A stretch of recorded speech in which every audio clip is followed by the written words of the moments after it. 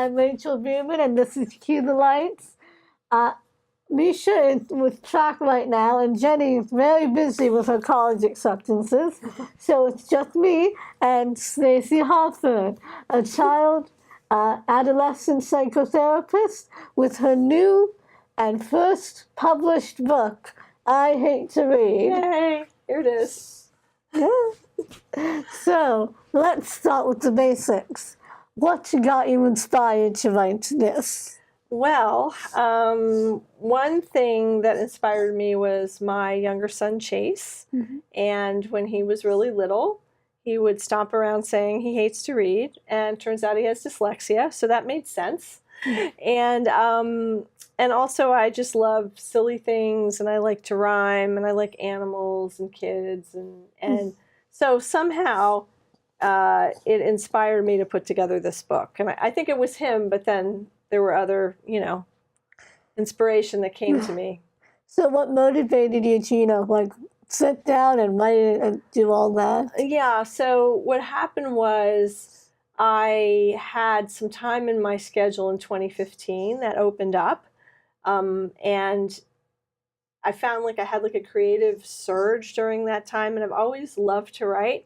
But I guess I was just playing around, sitting on my computer, and thinking of this idea came to me, and I just started writing, and I wrote this, and I have 2 more I've written as well. Yeah, I just got to get them done. Oh. But yeah, so I don't know, it's weird. It just came to me. So if you can tell me without spoiling anything, what is it about? Well, it's a very unusual children's book because there's no plot. There's no plot to my book, and although if you look at the book, I think it'll tell you somewhere what ages it's for, and it's a picture book. It's not meant for a child to really read by himself or herself. It's meant for a grown-up to read to a child. So that's different.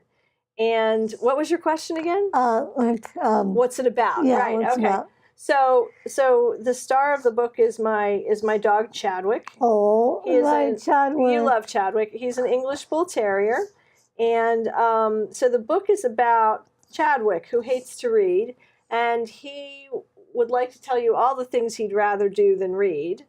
But in the middle of all that, he has this little thing called stomp and play that he does, and when you hit the stop sign in the book, he does this stomping and says a little chant. And the idea is that it's to teach children and parents a way to cope with the frustration that can come up around learning to read.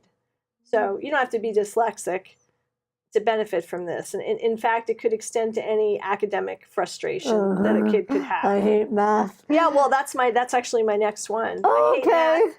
Yeah, and I also have I hate these socks, which is a different issue. But yeah, so that's what it's about, and it takes it takes the readers through all the things he would rather do than read. And so, for example, he'd rather ask awful ogres for directions or prep rowdy red beets for inspection. Oh. So alliteration and learning. Yes, and so it goes through every letter of the alphabet. So it goes through A, B, C, D. But when you get to this part, which is after the letter D, Chadwick's like, this is so boring. You see how there's a stomp sign? Oh, I get it. Right? Yeah. And Chadwick starts saying, boring, boring, boring. Reading is so boring, boring, boring, boring. I really hate to read. And so when I've read this to kids, I usually get up and do the stomp, and the kids will stomp with me, right? So then he says all the other things he would rather do, and then we go through a few more letters of the alphabet, and then he stomps again until we get to the end of the alphabet, till we get to Z. And so by the end, the kids and the parents have stomped maybe 4 times throughout the whole book. And so the hope is that later, when kids are trying to read and do their work at home and they get really frustrated, that mom or dad can say, hey, let's do the stomp. and you can get up and do the stomp and kind of, get some of that frustration energy out, and then maybe even be able to go back and do some work. So I think I get your career as a psychotherapist also helped you with this book. Oh, yeah, I guess so. I should probably say that. Yeah, because I love kids. I love, working with them, and I'm a mother of two. And yeah, so I've had a lot of kids in my office who have had undiagnosed dyslexia or dyscalculia, which is a problem with numbers. Dysgraphia, which is a problem with handwriting. ADHD, you can have one, you can have, all four of them actually in one person. But working with those kids and just seeing how much suffering they go through until they get the right diagnosis of what's really going on. And I think that's largely what inspired me. Not just my son Chase's struggles when he was little, but all my clients too. So. And since you have really nice illustrations, like with Chadwick. Yes. How did you want to illustrate, or how did you choose your illustrator? Oh, Genevieve Laveau Hodson. So, so I definitely am not an artist or an illustrator. So I knew I had to find someone, and I had gone to a writers' conference at some point, and I had met Genevieve there. And so when it came time to actually hire an illustrator, I asked a couple different artists to show me samples of their work. And the first thing she did was she drew this one, which was one thing that the dog would rather do is to zip around in chocolate cars or zap aliens with lemon bars. And so I had sent her that phrase, the letter Z, and this is what she drew. I mean, then she ended up coloring it in. And as soon as I saw what she was doing, I knew that she was the right person for the book. We just, synchronicity or the universe or whatever brought us together. And she also has two younger kids, and so she's right in that world as well. So that helps. So. And so, how did the collaboration go? Like emails, one-on-one? Yeah. So we don't live that close to one another. I think if I remember correctly, she's over in Doylestown. So what would happen is she would sometimes ask me if I had an idea, or if I didn't, I'd just say I'm not sure. And then she would start drawing, and she would send me the drawing, and then we would, sometimes we were texting, sometimes we were talking on the phone or whatever, until we, we reached that spot where it captured my vision, I guess, or it resonated with what I kind of wanted it to be. So. And so it was just kind of like that. And then we would agree on the drawing, and then she would do the coloring. And this is where I'm really, really quite ignorant, but it looks like it's hand drawn, but she did it on the computer. Oh, so wow. I still don't understand, Genevieve, how you did that. It's cool though. Yeah. So and so we just kind of worked through it methodically, but it was a part-time project for her. It was a part-time project for me. So it took us over a year to get all the illustrations done. Yeah, so take me and the rest of the viewers through the process. Did you write first? Did you get a publisher? How did it all go? So I wrote first, and then I looked for a publishing partner. So sometimes what I did is called partnership publishing or self-publishing.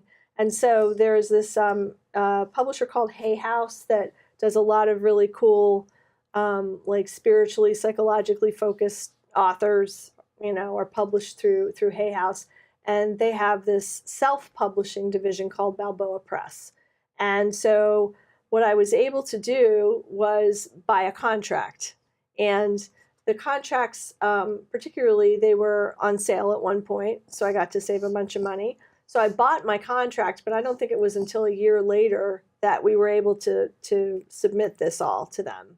So I had the contract, it was sitting there, and And they would call me every few weeks and say, well, where are you? What are you sending? What's going on? And I would be like, still working on it, because Genevieve is a graphic design expert, and she does marketing and websites and all this cool stuff. So, so she put it into a print ready document. So I didn't have to go back and forth with the publisher about it. So it was kind of like, when it was ready, we sent it in all in one document, I guess. And as far as the publishing company went, the only thing I really had to directly go back and forth with them about was like how our names are spelled, or how things are placed, or, minor things. Because Genevieve really wrapped it up. She had it all ready. And so then a few months later, they said, we're publishing it. And it's something called print on demand, which means that you can't really like go into Barnes and Nobles and find this on the shelf at this point, because the way that it's sold is sold through Amazon.com. It is on BarnesandNoble.com, and it's also on BalboaPress.com. And so essentially, it's you put an order in and they print you a copy. So that brings me to my next point of like publicizing your book. Do you like go to, I don't know, children libraries with it? Yeah, so it's quite an endeavor. I mean, I learned a lot about publishing that I didn't know. And one of the things is that when you're doing the self-publishing, you really have to be responsible for marketing your book. Balboa Press has different marketing packages that they'll offer to you for a pretty large sum of money. And what they kind of do is they help you, they support you in any of those packages that you buy, but essentially you still have to be willing to dedicate, 10, 20 hours a week or something like that. And unfortunately, those are 10 to 20 hours that I need to see my clients. So I have not gotten into that in terms of really like doing a push. I just keep hoping like Ellen DeGeneres will like see the book and be like, hey, Stacy Hoffer in Princeton, I want to have you on. I want you to show your book to everybody. So it's quite time consuming. And although Genevieve and I are talking about doing some more intentional marketing this year, because she knows way more about that than I do. And so the other thing they don't tell you about book publishing is you really don't make any money in book publishing. I don't know if you know that. I haven't really looked into it. Yeah, I mean, and I didn't do it for the money. I did it because, I was inspired and I love the idea of it. But like my book is, I think the cover price here is like $24.45, right? And that's a lot for a small book, although the illustrations are beautiful, the colors are amazing. But so just in the interest of educating people, if someone buys this book from Amazon or Barnes and Nobles, I get $2.45. That's all I get. If they buy it from Balboa Press, I think I get $6 and change, right? So think about that, right? Yeah. So it's not. I always tell people, don't try to publish a book for the money. You can't do it for that reason, or you really be disappointed. And what about the kids that you did and the parents that you did perform this with? Oh, well, so your dad, Adam Bierman, had me come down to the school that he works at, and I was able to read it for a couple different groups. And, the younger kids really got up and did the stomp, and they loved it. And, the older kids were curious about it. They asked me a lot of questions like you're asking me, and so I talked kind of more about getting the book together with them. Oh, Yeah. that's sweet. He doesn't tell me what he does at school. Yeah, so that was cool. It was really cool. And, well, since you had this done, do you suggest it to your clients at all? Or is that like a question of ethics? Yeah, I mean, generally you don't sell stuff to your clients as a therapist. I have gifted a few people with copies of it. I mean, if people ask me and they want to buy it, I think that's okay. But I certainly don't say, "Oh, buy my book," right? Because that's not what they're there for. Yeah. So, you know, I've had family members, of course, buy it, and relatives, and you know. And since a lot of your clients and well, your own practice sort of inspired you with the whole message. Yeah.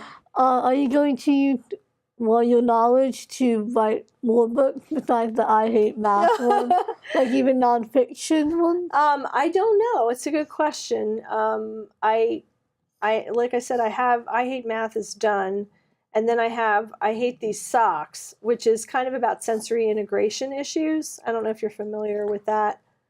Have you heard tell of that? me. Sensory integration, so sensory processing disorder. It's not like an official diagnosis as far as the you know, the DSM-5 in the United States, but it refers to people who have trouble with sensory integration. So if you think of your senses, there's 5 of them at least, right? And so for some people, like tags in clothing or the texture of clothing. Oh, like Shirley Temple? I don't know about Shirley Temple and her clothing. Oh, she's a famous, I don't know exactly her occupation. I know who she is, but I didn't know she had a thing with clothes. Oh, okay. Like, I don't know exactly what kind, but I think it's just really soft clothes that she needed. Oh, okay. She wanted really soft clothes. Yeah, that can be it. Or sometimes, like, I get kids in who don't want to wear blue jeans because they don't like the fabric, or they don't want to wear anything with zippers or buttons, or, you know, or the tags have to be cut off. And so, especially for younger kids, when they're little, it's like if you don't get that sock seam lined up exactly right, they'll be like stomping around going, "I hate these socks," or "My shoes feel bad," or, you know, and it's a thing to get the socks right. And any parent of a younger child can tell you that. And then of course, as people get older, you know, sometimes it goes away, or sometimes they have sensory integration issues and it doesn't. But so I have that one. And then the one that's in progress is called I Hate to Wait. And that's about waiting in line, or like your parents drag you to like the bus station or the DMV or something. So do you think your book could be actually helpful to parents or future psychologists that want to explain this? Yeah, I really do. I think that it's a great tool for parents. The stomping, you know, and the chanting, the singing the song. It's a tool. It's a coping tool. I mean, just like you could teach your kids like meditation or long deep breathing, or, you know, tapping. It's one of a number of things that can help kids when they're like emotionally dysregulated. They're feeling bad. Yeah. And how was it balancing writing this book and contacting Genevieve with your job? Well, yeah, that was a little challenging, definitely, because she and I both really wanted to get this book out, but you know, neither one of us we couldn't devote full time to it. So it was kind of here and there. It was just kind of fit in where we could. Hey, do you have time to talk? Yes. Okay. No, tomorrow at 2, or whatever it was, you know. That's kind of how we did it.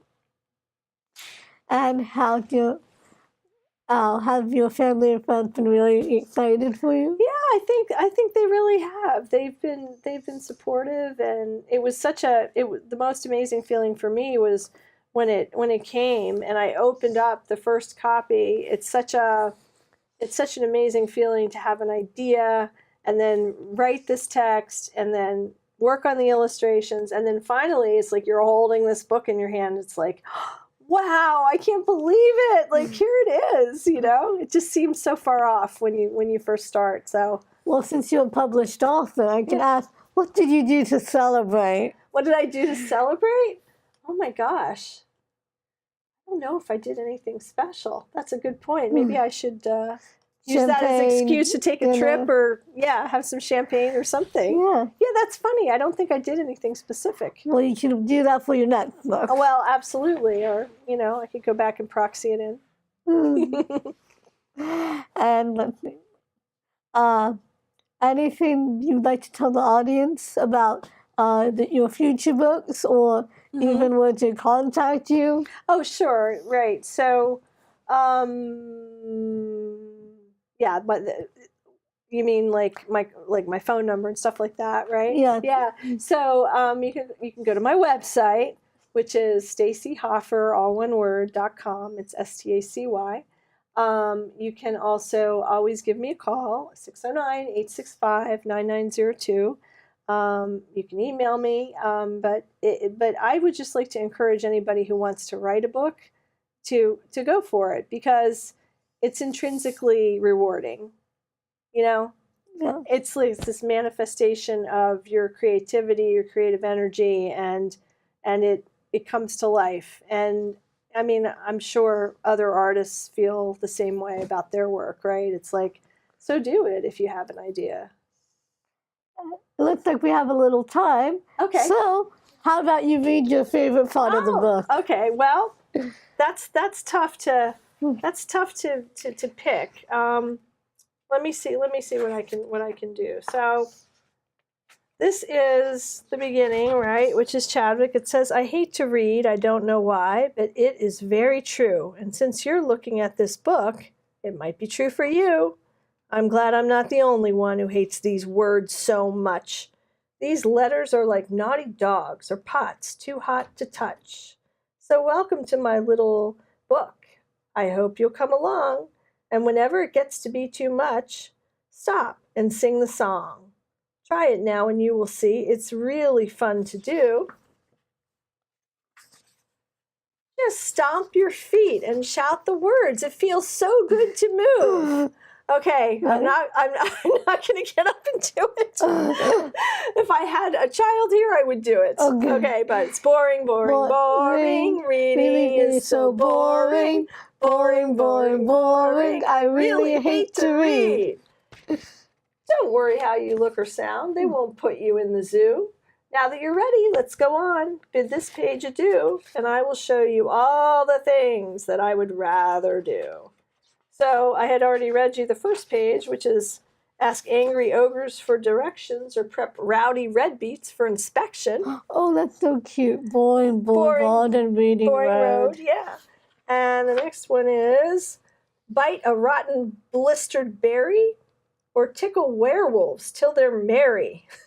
Okay. This is how much Chadwick hates to read, right? Yeah. Okay. Creep up on criminal candy canes or make mad hatters go insane. Wow. How did he come up with these rhymes? I don't know. They came to me, and I guess I have this silly imagination. I mean, not that imagination is silly, but, you know, this is so boring. Boring. Reading is so boring. Boring. I really hate to read. Who is the duck? The duck is just his friend. Okay. Yeah. Exercise, wouldn't I rather exercise with stinky skunks or help my Nana to go punk? Yeah. So my Nana was my favorite person growing up, so that's why it's Nana in there. Although she didn't go punk. She never went punk, but I can't turn my pages. What's going on? Okay. Or fly to Finland on a lamp or fix a feast of postage stamps. Wow. I mean, this poor dog would rather eat postage stamps than read a book. Grant 3 wishes to a grape or give a bath to grumpy snakes. And it's Grant because my older son's name is Grant. Oh, yes, I know that. Yeah? I remember. You remember? Hop around in bitter broth or swim upstream with 3-toed sloths. Is Chadwick going to be the main character of your next book? Yeah. Invite a kangaroo to tea or imitate a chimpanzee. Yeah. Chadwick's he makes a good character. Judge a jellyfishing race or joust a king from outer space. Oh boy. So it's kind of a magical world, as you can see. Yeah. Knit a top hat for a fly or sing rotten rats a lullaby. Look at They those do rotten. look rotten. They are rotten. They're rotten rats. But that's what he'd rather do than read. This is awful. Boring, boring, boring. Reading is so boring. Boring, boring, boring. I really hate to read. read. Right? So then I would rather, and you see we have one for each letter of the alphabet. Now we're on L. Lasso up a lightning bolt or let my pet rocks ride a colt. Oh, that's L. Oh, melt a mound of moldy cheese or munch on marble apple trees. It's a little like Alice in Wonderland. Is it? Does it remind you of that? Yeah. Nab some naughty nightingales or catch a bunch of slimy snails.